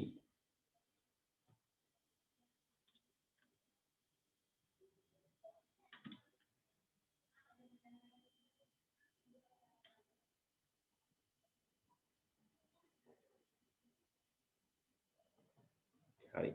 දැන් අපි කතා කරන්න යන්නේ එදිනෙදා ජීවිතයේදී අපි පූර්ණ අභ්‍යන්තර පරාවර්තනයේ යොදා ගන්න අවස්ථා ගැන. පූර්ණ අභ්‍යන්තර පරාවර්තනයේ යෙදීම. ඒකේ පළවෙනි එක විදියට අපි කතා කරනවා ප්‍රකාශ තන්තු. ප්‍රකාශ තන්තු කියලා කියන්නේ වීදුරු හරි පාරදෘශ්‍ය ප්ලාස්ටික් වලින් හරි හදලා තියෙන නැමෙන සුළු කෙඳි විශේෂය. මේ ප්‍රකාශ තන්තු වලට ඉංග්‍රීසියෙන් කියන්නේ ෆයිබර් ඔප්ටික්ස් කියලා. ප්‍රකාශ තන්තු වීදුරු එහෙම නැත්නම් නැමෙන සුළු මේවා නම්‍යශීලී කැඩෙන්නේ නැහැ. පාරදෘශ්‍ය කෙඳි විශේෂය. වීදුරු උනාට වීදුරු වගේ කුඩු වෙන්නේ නැහැ. ඒක නැමෙන සුළු. මේ ප්‍රකාශ තන්තුවක් කරහා අපිට පුළුවන් එක කෙළවරක ඉඳලා අනිත් කෙළවරට ආලෝකය යවන්න. ප්‍රකාශ තන්තුවක් කරහා ආලෝකය එක කෙළවරක සිට තවත් කෙළවරකට යවන්න පුළුවන්. මේක බටයක් නෙවෙයි කෙන්දක්. හොඳට මතක තියාගන්න. කෙන්දක් හා බටයක් නලයක් ප්‍රකාශ නල කියලා සමහර වෙලාවට කියවෙන්නේ නලයක් නෙවෙයි. මේක මෙහෙම තියෙනවා මේක ඇතුලේ හිස් නැහැ. මේක වීදුරු වලින් ඇතුලේ තියෙනවා. හැබැයි මේකේ ඝනත්ව වෙනසක් තියෙනවා. පොඩි බිත්ති ආසන්නයේ ඝනත්වයේ ඇතුලේ ඝනත්වයේ පොඩි වෙනසක් තියෙනවා. හරිද? මේ ප්‍රකාශ තන්තුවකට ආලෝකය ඇතුළු වුණාම මේක නිකන් ඒ බිත්ති ආසන්නයේ කියලා හිතන්න. මෙහෙම දැන් ඕගොල්ලන්ට මේ ප්‍රකාශ තන්තුවකට ආලෝකය ඇතුළු වුණාම ඒ ප්‍රකාශ තන්තුව දිගේ ආලෝකය ගමන් කරන ආකාරය සමහරවිට විභාගයට අඳින්න වෙනවා. ප්‍රකාශ තන්තුවකට ආලෝකය පතිත වුණාම කොයිතෝ මෙන්න මේ කෙළවරේ ප්‍රකාශ තන්තුවට ආලෝකය පතිත වෙනවා. ආලෝක කිරණය. හැම තිස්සෙම මේ ආලෝක කිරණය පතිත වෙන්නේ ප්‍රකාශ තන්තුවේ වීදුරු වල අවදි කෝණයට වඩා වැඩි අගයකින්. දැන් ඔයගොල්ලෝ දන්න වීදුරු වල අවදි කෝණය කීයද කියලා? වීදුරු වල අවදි කෝණය අංශක 42යි. මෙන්න මේ කෝණය අංශක 42කට වඩා වැඩි. මේ පතන කෝණය අංශක 42කට වඩා වැඩි. එතකොට ඔයගොල්ලෝ ඉගෙන ගත්ත වර්තනය වෙන්නේ නැහැ. මෙහෙට ගමන් කරන්නේ නැහැ ආලෝකය. එතකොට ආලෝකය පරාවර්තනය. මේ කෝණයට සමාන කෝණයක් හදමින් පරාවර්තනය. මේව. වීදුරු වල අවදි කෝණයට වඩා වැඩි කෝණයකින් මෙතන මේ ආලෝක කිරණය පතිත වෙන්නේ. එතකොට පරාවර්තනයක් සිද්ධ වෙනවා. ආයිත් මේ පිටිය ඇවිල්ලා වදින්නේ ආලෝක කිරණය වීදුරු වල අවදි කෝණයට වඩා වැඩි කෝණයකින්. එතකොට ආයිත් පරාවර්තනය. මේ පිටිය වදින. ආයිත් මෙතන වදින්නේ අංශකාර රිද්දකට වඩා වැඩි. නැවත පරාවර්තනය. මේ විදියට මොකද්ද වෙන්නේ? පරාවර්තනය වෙමින් ආලෝක කිරණය එක කෙළවරක ඉඳලා අනිත් කෙළවරට ගමන් කරනවා. මේ විදියට ආලෝක කිරණය පරාවර්තනය වෙමින් එක කෙළවරක ඉඳලා අනිත් කෙළවරට ගමන් කරනවා. හැබැයි අපි ඉගෙනගෙන තියෙන මෙන්න මෙහෙම දෙයක්. ආලෝකය ගමන් කරනවා 3 වැඩි කිරීම 10/8 ms ඍණයක වේගයකින්. 3 වැඩි කිරීම 10/8 ms ඍණයක. එතකොට මෙතනින් එන ආලෝකය මෙහෙම මෙතෙන්ට යන්න ගත වෙන්නේ තත්පර දශම ගාන. කොච්චර ඈත ඉඳලා වුණා පෘථුවියේ එක කෙළවරක ඉඳලා අනිත් කෙළවරට ආලෝකය ගමන් කරන තත්පර දශම ගාන. ඒක නිසා ප්‍රකාශ තන්තු ගොඩක් වෙලාට භාවිතා කරනවා sannivedanaya සඳහා. එතෙන්දී දැන් මෙතන ඇතුල් කරන්නේ ආලෝකය. ආලෝකය. මෙතනින් එළියට එන්නේ ආලෝකය. දැන් අපි ගාව ප්‍රකාශ තන්තු පිටියක් තියෙනවා. මම මේක ඈත කළුවර කාමරයකට ඒ ප්‍රකාශ තන්තු පිටිය ඇදලා මම මෙතනින් ටෝච් එළියක් ගහනවා. එතකොට ඒ කාමරේ එළිය වෙනවා. සමහර වෙලාවට ඔය මේ ගොඩනැගිලි තියෙනවනේ කාමර විශාල ප්‍රමාණයක් තියෙන තට්ටු ගොඩනැගිලි. ඔය තට්ටු ගොඩනැගිලි වල මැද තියෙන කාමර අඳුරුයි. ඒවට ආලෝකය ලබා දෙන්න දිවා කාලයේදී වහලට අදිනවා ඒ කාමර වල ඉඳලා ප්‍රකාශ තන්තු. ඒතර ප්‍රකාශ තන්තු හරහා අවුව වැටෙනකොට ප්‍රකාශ තන්තු හරහා ඒ ආලෝකය ගමන් කළා කාමරයට වැටෙනවා ලයිට් එළියක්. ආලෝකය වැටෙනවා. එතකොට එහෙම අපිට පුළුවන්. දැන් මෙතරක් මේ වැඩේ තමයි වෙන්නේ. දැන් තොරතුරු sannivedanayේදී කරන්නේ මෙන්න මේ වැඩේ. මේ අපිට තොරතුරු යවන්න ඕන නම් එක තැනක ඉඳලා තවත් තැනකට අපි එතන ඉඳලා ඉඳන් අදිනවා ප්‍රකාශ තන්තු. ඇදලා මේ කෙලවරේදී අපි තොරතුරු පත් කරනවා ආලෝකය බවට. තොරතුරු පත් කරනවා ආලෝකය බවට. පත් කළේ ඉවරලා මේ ප්‍රකාශ තන්තුට ඇතුල් කරනවා. ඇතුල් කරාම ශනිකව අනිත් කෙලවරට ගමන් කරනවා. ඒ කෙලවරේදී ආලෝකය අපි හරවනවා තොරතුරු බවට. එතකොට ওই විදිහට අපිට පුළුවන් sannivedana තාක්ෂණයේදී ප්‍රකාශ තන්තු භාවිතා කරන්න. එතකොට අද වෙනකොට ලෝකයේ අන්තර්ජාලය නැත්තම් එක තැනක ඉඳලා තවත් තැනකට තොරතුරු යවන්න අන්තර්ජාලය හරහා භාවිතා කරන ප්‍රධාන ක්‍රමයක් විදිහට සැලකන්නේ ප්‍රකාශ තන්තු. දැන් ලංකාවටත් වෙන රටවල් වල ඉඳලා ඉන්දියාවේ ඉඳලා මුහුද යටින් ෆයිබර් ඔප්ටික්ස් කේබල් ඇවිල්ලා තියෙනවා. ඒ කේබල් හරහා තමයි තොරතුරු අන්තර්ජාලයට දාලා සම්බන්ධ තොරතුරු ලංකාවට එන්නේ. ඒ ආවට පස්සේ ලංකාව පුරා ඒ තොරතුරු බෙදා හරින ෆයිබර් ඔප්ටික්ස් ප්‍රකාශ තන්තු ජාලයකුත් තියෙනවා. ඒකට මේකේ විශේෂත්වය ස්පීඩ් එක වැඩි. ස්පීඩ් එක ගොඩක් වැඩි. ඒකට ශනිකව අපිට තොරතුරු ගෙනියන්න පුළුවන්. ඊළඟට ගොඩක් දියුණු උපකරණවල අලුතෙන් අපි ගන්න හෙඩ්සෙට් එකක් කියලා හිතමු. එහෙම නැත්නම් කම්පියුටර් නෙට්වර්ක් කරනවා හිතමු. දැන් මොනවා සමහර ඔෆිස් වල තියෙනවා පරිගණක 10ක් විතර. ඒත් මේ පරිගණක 10 ඔක්කොම එකට කහු කරලා ඒ පරිගණක 10ම කරන දේවල් අපිට බලන්න පුළුවන් විදිහට හදන්න පුළුවන්. නෙට්වර්ක් කරනවා කියලා කියන්නේ. ඒතර මේ නෙට්වර්ක් කරද්දී භාවිතා කරන නූතනයේ භාවිතා කරන බොහෝ කේබල් හදලා තියෙන්නේ මේවයි. ෆයිබර් ඔප්ටික්ස් වලින්. එතකොට ඒව අතර ඉක්මනින් දත්ත හුවමාරු වෙනවා. සමහර වෙලාවට අපිට දැන් අපි ගාව තියෙන හැම කම්පියුටරයකින්ම අපිට පුළුවන් ඈත තියෙන ලොකු printer එකකින් print out ගන්න. එහෙම දැකලා තියෙන ඔයගොල්ලෝ දැන් සමහර කමියුනිකේෂන් වලට ගියාම කම්පියුටර් 3-4ක් තියෙන එක ෆොටෝකොපි මැෂින් එකක් තියෙන. ඒ ෆොටෝකොපි මැෂින් එකට අරව සම්බන්ධ කරලා මේකෙන් print දුන්නම එහෙ print වෙනවා. ඒකට ඔෆිස් වල එහෙමයි තියෙන්නේ ගොඩක් වෙලාවට. අන්න ඒ වගේ ඒ දෙන දත්ත ගෙනියන්න භාවිතා කරන කේබල් මේ ප්‍රකාශ තන්තු වලින් හැදලා තියෙනකොට වේගවත් කාර්යක්ෂමයි. sannivedana ඔය හෙඩ්සෙට් එකක් නැත්නම් අපි හිතමු අපේ ෆෝන් එකේ ඉඳලා හෑන්ඩ් ෆෝන් එකේ ඉඳලා ස්පීකර් ඉයර්ෆෝන් හෙඩ්සෙට් එකක් තියෙනවා. ඒකේ කේබල් එක ප්‍රකාශ තන්තු නා ඒක ගොඩක් ඵලදායි. මනට ඒ ක්‍රියාව තොරතුරු හොමාරු වෙනවා. මෙන්න මේ වගේ දේවල් වලට ප්‍රකාශ තන්තු භාවිතා කරනවා. හැබැයි ප්‍රකාශ තන්තු හරහා තොරතුරු යන්නේ නැහැ. ඒකත් මතක තියාගන්න. ප්‍රකාශ තන්තු හරහා ගමන් කරන්නේ ආලෝකය. ප්‍රකාශ තන්තු හරහා තොරතුරු ගමන් කරන්නේ නැහැ. ප්‍රකාශ තන්තු හරහා ගමන් කරන්නේ මොකද්ද? ආලෝකය. ප්‍රකාශ තන්තු හරහා ගමන් කරන්නේ ආලෝකය. ඒක හොඳට මතක තියාගන්න. අපි කරන්නේ මෙතෙන්දි තොරතුරු ආලෝකය බවට පත් කරන මෙතෙන්දි ආලෝකය තොරතුරු බවට පත් කරන. ඒකට උපාංග තියෙනවා. ඉලෙක්ට්‍රොනික උපාංග. ඊළඟට මේ ප්‍රකාශ තන්තු භාවිතා කරනවා ශරීර අභ්‍යන්තරයේ නිරීක්ෂණය කරන වෛද්‍ය උපකරණ සඳහා. අපි ඔය ශරීර අභ්‍යන්තරයේ නිරීක්ෂණය කරන වෛද්‍ය උපකරණයට කියනවා එන්ඩොස්කෝපය. එන්ඩොස්කෝපය. මේ එන්ඩොස්කෝපයක් හදද්දී එන්ඩොස්කෝපයේ කෙළවරේ තියෙන කැමරාව. අපි කටින් එන්ඩොස්කෝපයේ ආහාර මාර්ගය තුලට දැම්මට පස්සේ අපිට පුළුවන් ආහාර මාර්ගයේ තියෙන මොනවා හරි මේ වෙනස් වීමක් ගෙඩියක් තියද තුවාලයක් තියද ඒව බලා ගන්න පුළුවන්. හරිද? එතකොට හැබැයි ආහාර මාර්ගය ඇතුලේ අඳුරුයි ආලෝකය නැහැ. එතෙන්දී ආලෝකය යවන්න අපි භාවිතා කරන්නේ ප්‍රකාශ කරනවා. එන්ඩොස්කෝපය හරහා ආලෝකය මේ ශරීර ඇතුළට ආලෝකය ගමන් කරවන්න භාවිතා කරන්නේ ප්‍රකාශ තන්තු. ඒතර එක කෙළවරකින් ආලෝකය යොමු කරනවා. අනිත් කෙළවරෙන් ආලෝකය ඇතුල් වෙනවා. ඒ අනුව කැමරාවෙන් බලා ගන්න පුළුවන් ශරීර අභ්‍යන්තරයේ මොනවද වෙලා තියෙන්නේ කියන එක. හරිද? ඒක අපි කියනවා එන්ඩොස්කෝපය. එනවල ප්‍රකාශ තන්තු භාවිතා කරන අවස්ථා මොනවද? ඇහුවොත් එකක් තමයි සංනිවේදන කටයුතු. දුරකථන සංනිවේදනයේ අන්තර්දාල සංනිවේදන. ඒ වගේම සැරසිලි.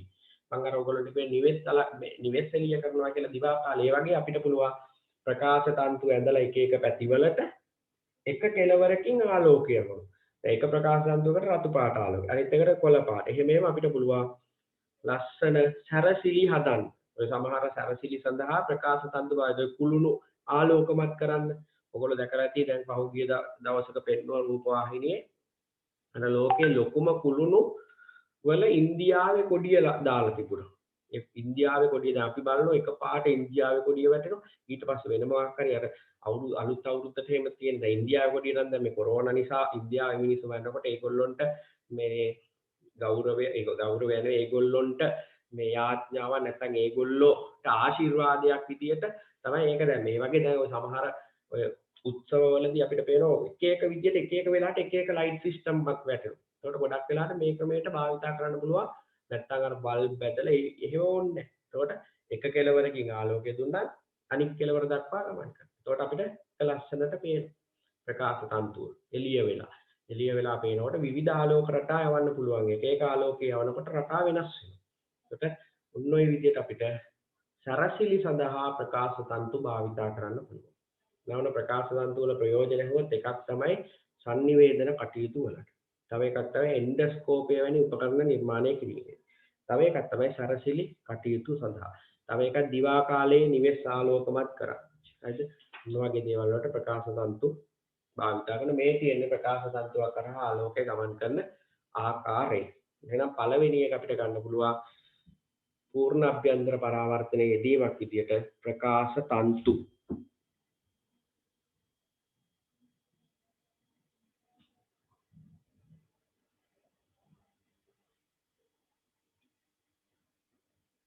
හරි. ඔතන ලියා ගන්න පූර්ණ අභ්‍යන්තර පරාවර්තනයේ යෙදීම් කියලා ලියාගෙන නැති ඒක යටතේ ලියා ගන්න අංක 1 ප්‍රකාශ තන්තු කියලා.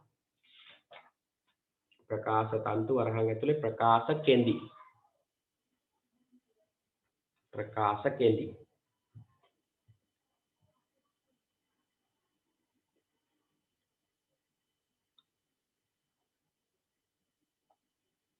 හරිද ඒක? ලියාගත්තද? ඒක යටතේ ලියා ගන්න වීදුරු හෝ ප්ලාස්ටික් වලින් සාදන ලද පාරදෘශ්‍ය කෙඳි විශේෂයකි. වීදුරු හෝ ප්ලාස්ටික් වලින් සාදන ලද පාරදෘශ්‍ය කෙඳි විශේෂයකි.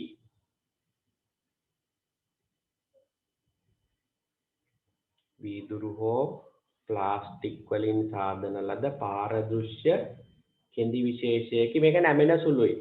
ඒක මතක තියාගන්න කැඩෙන්නේ නැහැ. කෙඳි විශේෂයකි. මෙම තන්තුවක එක් කෙළවරකින් මෙම තන්තුවක එක් කෙළවරකින්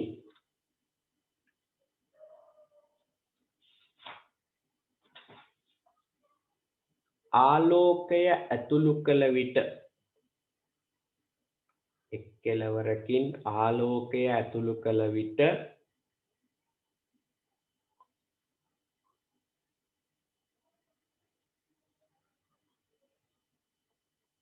පූර්ණ අභ්‍යන්තර පරාවර්තනයට ලක්වෙමින් ආලෝකය ඇතුළු කළ විට පූර්ණ අභ්‍යන්තර පරාවර්තනයට ලක්වෙමින්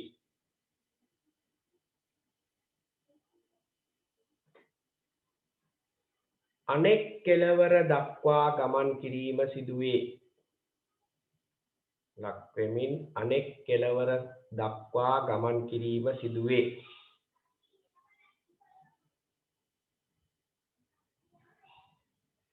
අනෙක් කෙළවර දක්වා ගමන් කිරීම සිදුවේ.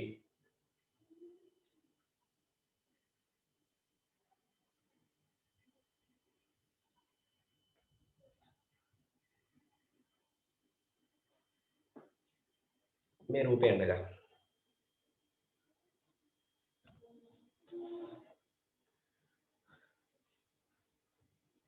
දැන් ඕගොල්ලොන්ගෙන් ගොඩක් අය පන්ති ගාස්තු ගෙවලා තියෙන, තව දුරටත් පන්ති ගාස්තු ගෙවපු නැති අය මේ දවස් කීපය ඇතුළත සෙනසුරාදා වෙන්න කලින් අනිවාර්යෙන් පන්ති ගාස්තු ගෙවන්න.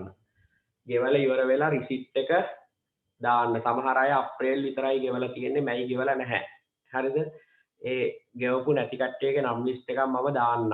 ඒකට බලා ගන්න පුළුවන් ගෙවලාද නැද්ද කියලා. නැත්නම් Tamanට බලා ගන්න පුළුවන් රිසිට් එකේ ගෙවලාද නැද්ද කියලා.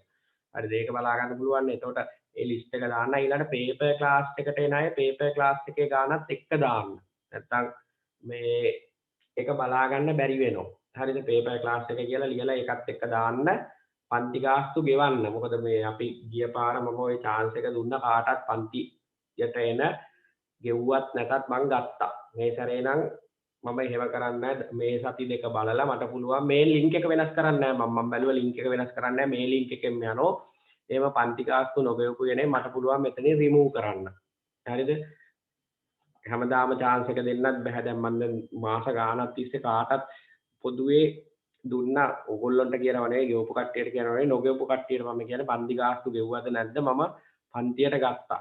දැන් මට පුළුවන් මෙතනින් ගියා, රයිට් ක්ලික් කරා, එතන තියෙන මෝ කියලා එකක් මේකෙන් රිමූව් කරපු ගමන් එහාට පන්තියට සම්බන්ධ වෙන්න බෑ. ඒ වුණාට මම එහෙම කරේ නැහැ. ඒක නිසා ඕගොල්ලන්ගෙත් යුතුකමක් තියෙනවා පන්තියට සහභාගී වෙනකොට පන්ති ගාස්තු ගෙවලා මේ විදියට සහභාගී වෙන්න. හරිද? මම කරන ටික හරියට ගන්නවා, එක දවසක්වත් අතාරින්නේ නැහැ, කොහොම හරි කරනවා.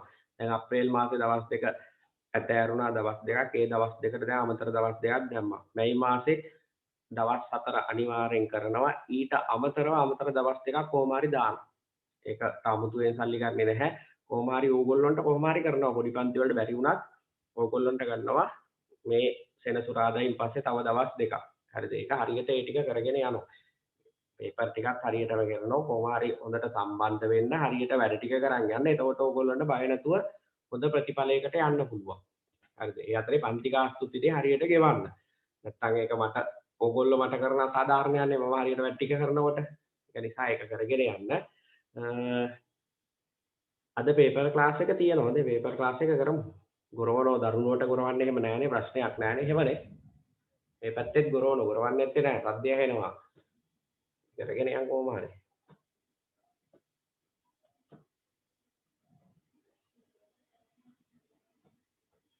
අද සම්බන්ධ වෙලා අකුණු ගහනවල අයින් වුණා නම් ඒගොල්ලන්ට මම මේක දාන්නම්.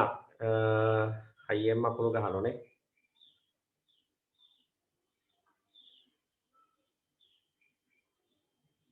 මට මග ඇරිච්ච මාසයක් නෑනේ. මම බලලා කියන්නම්. හොඳයි, මේ මම පන්ති ගාස්තු ගෙවනේව මම මේ බලලා මේව කරලා කියන්නම්. මේ දාන්නම් මේකට. එතකොට හිතා ගන්න පුළුවන් නේ කොහොමද කියලා. තියෙනවා නම් මම කියන්නම්. මගේ ඇරිච්ච මාසයක් තියෙනම් මම කියන්නම්. එතකොට බලා ගන්න පුළුවන් නේ. සමහර කට්ටියට එහෙම හිතා ගන්න බැරුව ඇති නේ. හරි. මම ඒ ටික කියන්නම් බලලා. හරිද? මේ ටික ලියාගත්තද? හරිද? මේක ඇන්දයි. ඊට පස්සේ ඔතන යටින් ලියා ගන්න ප්‍රකාශ තන්තු භාවිතා වන අවස්ථා කියලා. ප්‍රකාශ තන්තු භාවිතා වන අවස්ථා කියලා.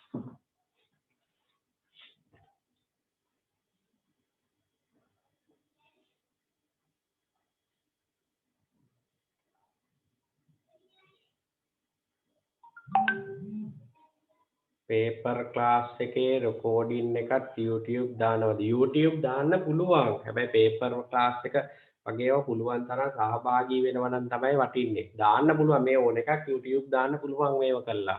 හරිද? ඒ වුණාට අර අපි එවෙලේ කතා කරනකොට අපිට ඔළුවට යන විදියයි අපි ඒකක් බලලා ඔළුවට යන විදියයි දෙකක්. ඒක නිසා පුළුවන් තරම් මේකේ සම්බන්ධ වෙන්න බලන්න. වහිනෝනේ. එහෙම ප්‍රශ්නයක් තියෙනවා. වහින ගැටලුවක් තියෙන හැබැයි ඕන්නම් මට පුළුවන් හෙට උදේ පාන්දරින් දාලා කරන්න 6ට විතර කැමති නම් 6 ඉඳලා 8 වෙනකම් පේපර් ක්ලාස් එක. හරිද? හැබැයි ඉතින් මේ කතන්දරේ තියෙන්නේ උදේ පාන්දර නැගිටින්න ඕන 6 ඉඳලා 8 වෙනකම් පේපර් ක්ලාස් එක කරන්න ගියොත්. ඊට වඩා හැබැයි ලේසි මේ ටයිම් එකේම පේපර් ක්ලාස් එකත් ඉවර වුණා නම් නේ.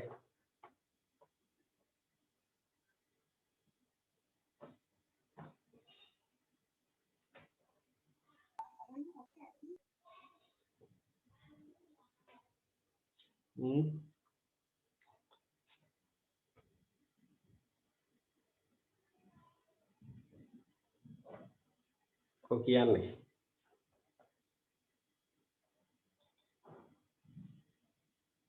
ඔය සමහර අයට ඔන්ලයින් ඉස්කෝල තියෙනවන්නේ ඒකයි කතන්දරේ.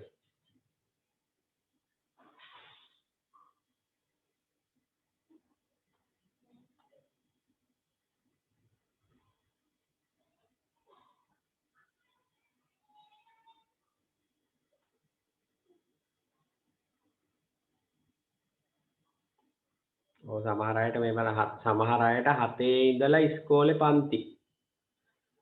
ඒකනේ මොකද්ද කරන්නේ?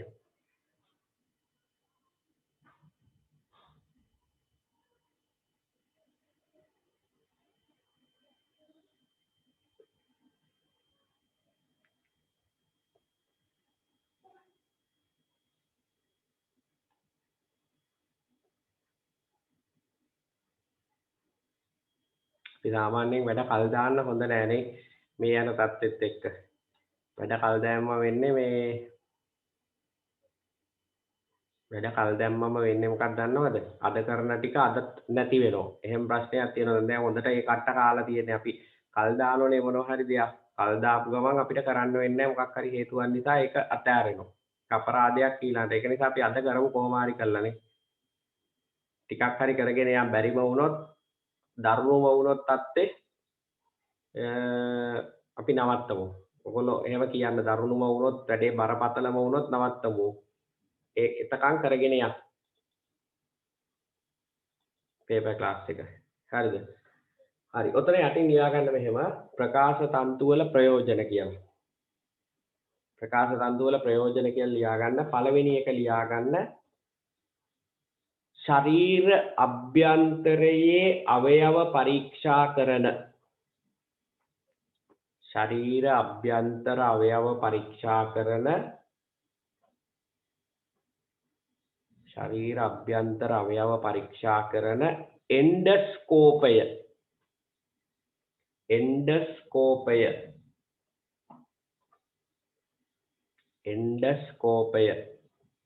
නිර්මාණය කිරීමට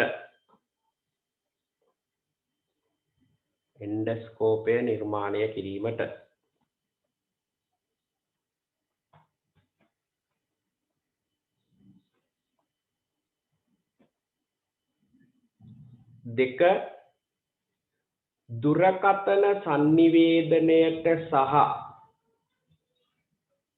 දුරකථන sannivedanayata සහ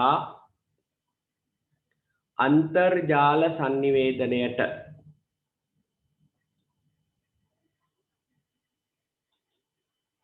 දුරකථන sannivedanayata සහ අන්තර්ජාල sannivedanayata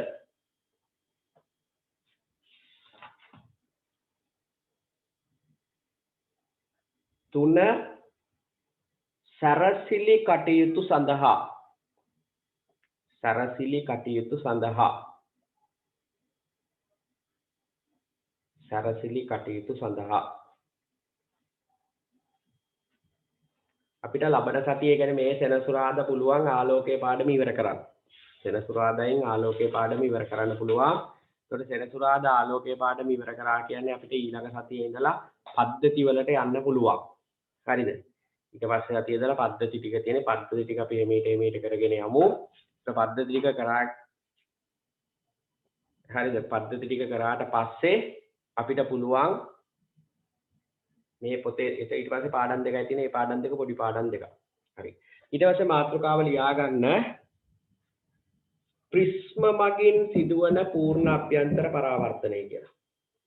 ප්‍රිස්ම මගින් සිදුවන පූර්ණ අභ්‍යන්තර පරාවර්තනය.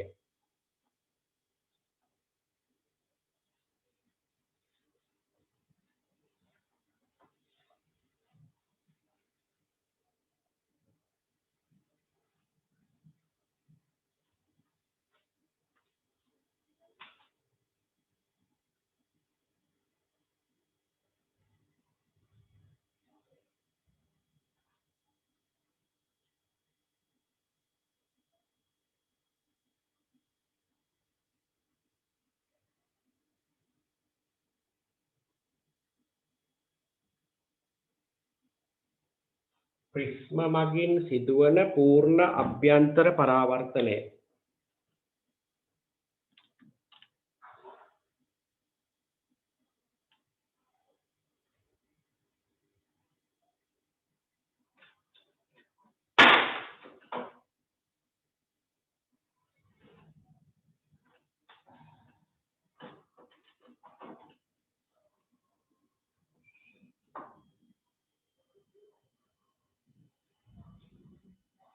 හරි.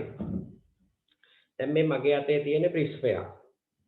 දැන් මේක ඍජු කෝණීය ප්‍රිස්මයක් නෙවෙයි. මේක සමකෝණීය ප්‍රිස්මයක්. දැන් මේකේ ඕගොල්ලන්ට පේනවා මේ කෝණයයි මේ කෝණයයි මේ කෝණයයි අතරම අංශක 60යි. අපි මෙතෙන්දි මේ ප්‍රිස්ම මගින් සිදුවන පූර්ණ අභ්‍යන්තර පරාවර්තනය සඳහා අපි භාවිතා කරන්නේ ඍජු කෝණීය ප්‍රිස්මය. අපිට පුළුවන් ඍජු කෝණීය ප්‍රිස්මයක් භාවිතා කරලා ආලෝකය අංශක 90කින් හරවන්න පුළුවන් අංශක 180කින් හරවන්න පුළුවන්. ඍජු කෝණීය ප්‍රිස්මයක් භාවිතයෙන් ආලෝකය අංශක 90කින් හරවන්න පුළුවන් අංශක 180කින් හරවන්න පුළුවන්.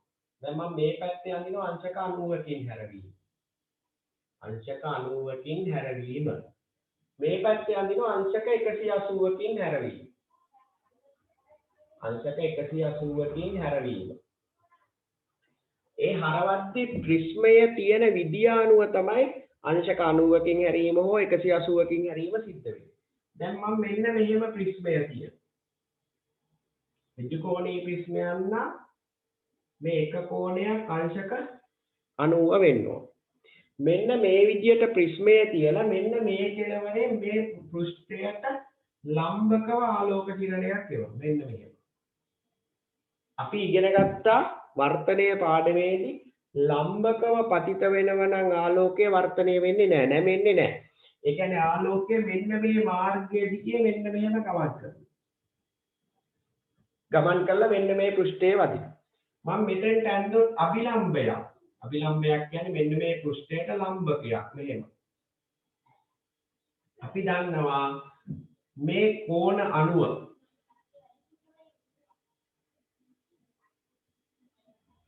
මේ ජ්‍යාමිතිය අනුව අපි දන්නවා මෙතන කෝණය අංශක 90 නම් මෙතන 45යි මෙතන 45යි නම් මෙතනත් 45යි කියන එක අපි දන්නවා. එහෙනම් මෙතන අංශක 45න් පතිත වෙන්නේ ආලෝක කිරණය. පතන කෝණය අංශක 45යි. වීදුරු වල අවදි කෝණය අංශක 42යි. මෙතන පතන කෝණය අංශක 45යි. එහෙනම් වර්තනයක් වෙන්නේ නැහැ. මේ පැත්තට යන්නේ නැහැ. පූර්ණ අභ්‍යන්තර පරාවර්තනයක්. පරාවර්තනයක් වෙන මෙන්න මේ ආලෝක කිරණය නැත. දැන් ඔයගොල්ලෝ පේන මෙන්න මෙහි යන්න ගිය ආලෝක කිරණය දැන් මේ පැත්තට ගියපු ආලෝක කිරණය මෙන්න මෙහෙට නැත. අංශක 90කින් නැබිලා. අංශක 90කින් හැරිලා මෙතන. ඊට පස්සේ මෙතන වැටෙන්නේ අංශක 90. ඒකට වර්තනයක් වෙන්නේ මෙන්න මෙහෙම පල්ලෙහාට ගමන්. ඔන්න ඔය විදිහට තමයි ප්‍රිස්මයකින් ආලෝකයේ අංශක අණුවකින් හරවන්නේ. මෙහෙම එන ආලෝකය මෙතන ලම්බකව පතිත වෙන නිසා වර්තනයක් වෙන්නේ නැහැ. මේ පෘෂ්ඨයට වදින. මේ පෘෂ්ඨයේ වදින අංශක 45ක කෝණයක. අංශක 45ක කෝණයකින් වදිනවා කියන්නේ අපි ඉගෙනගෙන තියෙනවා අංශක 45යි කියන්නේ වීදුරුව ලවදි කෝණයේ අංශක 42යි. එතකොට වර්තනය නොවි පරාවර්තනය වෙන මේ කෝණයට සමාන කෝණයක් මෙතන හදමින් පරාවර්තනය. එතකොට මෙහෙ ගියපු ආලෝකය මෙහෙට නැමෙනවා. නැමිලා මේ අංශක 90කින් හැරෙනවා. හරි. ඊළඟට බලමු අංශක 180කින් හරවන්නේ. අංශක 180කින් හරවද්දී ප්‍රිස්මය කියන්නේ මෙන්න මෙහෙම.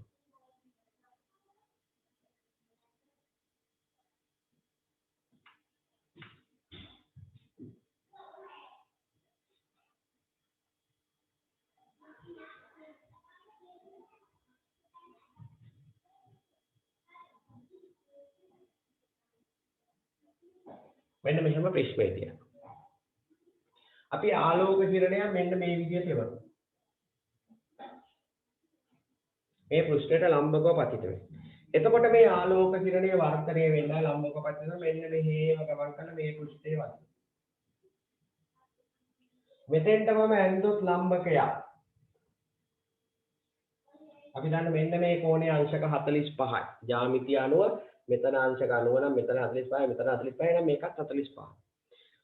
45කින් පතිත වෙනවා කියන්නේ වර්තනයක් වෙන්නේ නැහැ පරාවර්තනය වෙන්නේ. මේ කෝණයට සමාන. මොකද වීදුරුව ලවදි කෝණයේ අංශක 42යි. එහෙනම් මෙතන පරාවර්තනයක් වෙලා මෙන්න මෙහෙම මේ ආලෝක කිරණය මීට සමාන කෝණයක් අඳින් මේ පෘෂ්ඨයට වැටෙනවා. ආයිත් මෙතන ලම්බකයක් ඇන්දොත් ජ්‍යාමිතිය අනුව අපිට පේන මෙතනත් ආලෝකයේ අංශක වැටෙන්නේ අංශක 45ක කෝණයකින්. එහෙනම් මීට සමාන කෝණයක් හදමින් ආපහු මේ පැත්තට පරාවර්තනය වෙනවා. මෙතන අංශක 90ෙන් වැටෙන්නේ. අංශක 90ෙන් වැටෙන නිසා මෙන්න මෙහෙම ගමන් කරනවා. දැන් බලන්න මෙන්න මෙතන මෙහෙ යන්න කියපු ආලෝක කිරණය මෙහෙම හැරෙනවා. දැන් මෙතන අංශක 90කින් හැරෙනවා. ආයි මෙහෙ යන්න කියපු ආලෝකය මේ පැත්තට හැරෙනවා. ඒ කියන්නේ එතනත් අංශක 90කින්. අංශක 90යි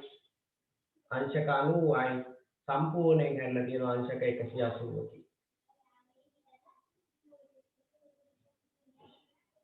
එහෙනම් අපිට පැහැදිලි ඍජුකෝණී ප්‍රිස්මයක් භාවිතයෙන් අපිට පුළුවන් ආලෝකයේ අංශක 90කින් හරවන්න. ඒ වගේම පුළුවන් ආලෝකයේ අංශක 180කින් හරවන්න. හරි. එහෙනම් අපි ඔය ටික සටහන් කරගමු. ලියා ගන්න මෙහෙම ඍජුකෝණී ප්‍රිස්මයක් භාවිතයෙන් ඍජුකෝණී ප්‍රිස්මයක් භාවිතයෙන් ඍජුකෝණී ප්‍රිස්මයක් භාවිතයෙන්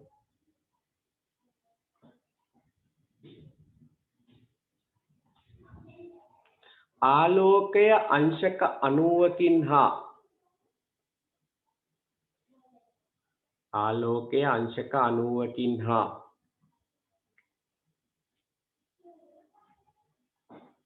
අංශක 180කින් ආලෝකයේ අංශක 90කින් හා අංශක 180කින් හැරවිය හැකි වේ. හැරවිය හැකි වේ.